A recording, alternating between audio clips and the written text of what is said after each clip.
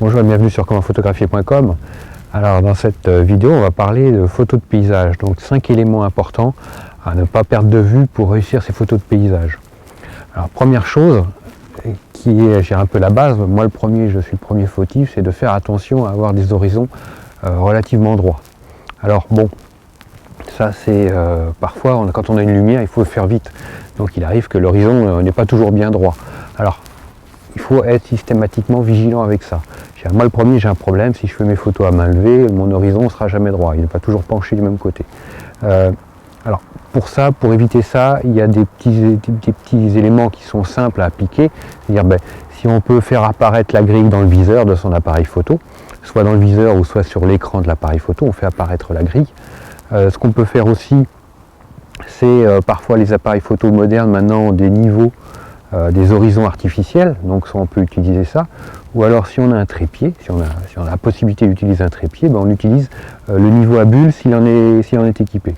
Après si on n'a rien de tout ça, parce que ça peut arriver, parce qu'on a un vieil appareil photo, ou qu'on a un appareil photo de base qui n'emporte pas tous ces éléments, on va pouvoir utiliser en post-production des aides logicielles pour nous permettre de remettre l'horizon bien droit. Donc parfois, si on est en montagne par exemple, on n'aura pas forcément l'horizon.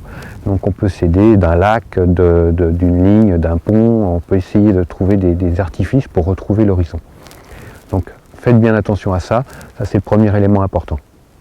Deuxième chose qui est intéressante aussi, c'est de faire attention de ne pas rester toujours avec un point de vue à hauteur de son propre regard.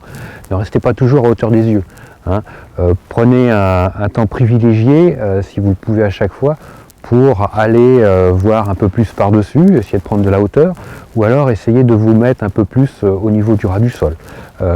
Chercher des angles de vue originaux, essayer de rompre un peu les codes habituels. Ensuite, le ciel vide. Parfois, on a des ciels complètement bleus, sans nuages, sans rien du tout, il n'y a pas d'éléments à montrer, ou alors c'est un ciel complètement couvert, avec pas de nuages particulièrement dramatiques, mais seulement ça reste couvert. Donc le ciel sur un paysage est très important. Donc si on n'a pas de moyens pour le mettre en avant, on a une possibilité pour le faire oublier, c'est-à-dire d'utiliser la règle des tiers et de prendre le sol, les premiers plans, et de les monter sur les deux tiers en partant du bas au niveau de l'image, et que le ciel représente que le dernier tiers supérieur de votre photo.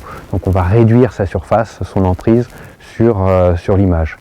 Après, ce qui est intéressant dans un ciel, c'est qu'il y ait soit un soleil couchant, quelque chose de dramatique, soit des nuages vraiment avec des teintes sombres ou alors colorées avec un soleil couchant ou un soleil levant, ou avoir des oiseaux qui peuvent venir vous aider pour remplir de manière, positive votre paysage.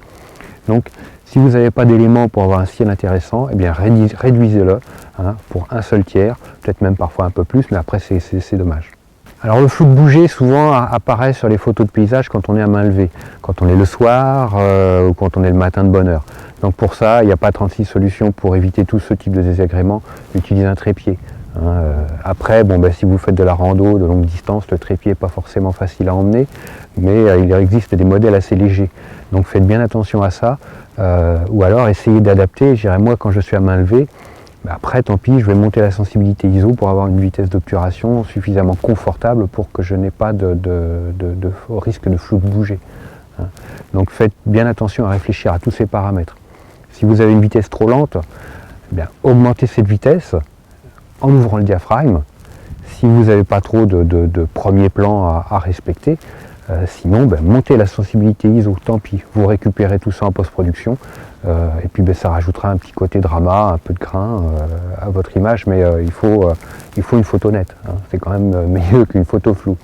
Dernier élément, il est important d'avoir des points d'intérêt, des points majeurs où le regard va s'accrocher.